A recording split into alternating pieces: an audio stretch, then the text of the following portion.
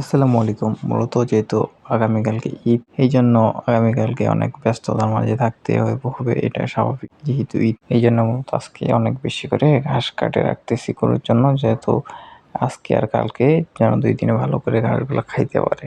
এইজন্য মূলত বেশি করে ঘাস কাটে রাখতেছি, যেন আমাদের কোনো সমস্যায় পোহাইতে না হয় পরবর্তী ঈদের কারণে।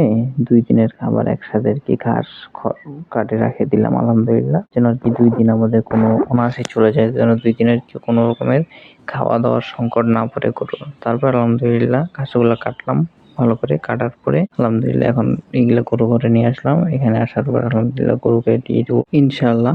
যদিও গতকালকে রাত্রে অনেক আরকি বৃষ্টি হয়নি, যদিও একেবারে টুপটাপ বৃষ্টি, কিন্তু বজ্রপাত প্রচুর পরিমাণে হয়েছে এবং কি আমাদের এলাকার পাশের এলাকাগুলোতে হিউজ পরিমাণে বৃষ্টি হয়েছে এবং কি অনেক আরকি পাথর পড়ছে, মানে আকাশ থেকে মুষলধারে পাথর পড়ছে, একদম অবস্থা পুরো গুরুতর। মানুষের ক্ষেত্রে এগুলা নষ্ট হয়ে গেছে। যাই হোক, আমাদের এই জায়গায় তেমন কোনো পাথরও পড়েনি, বৃষ্টি হয়নি।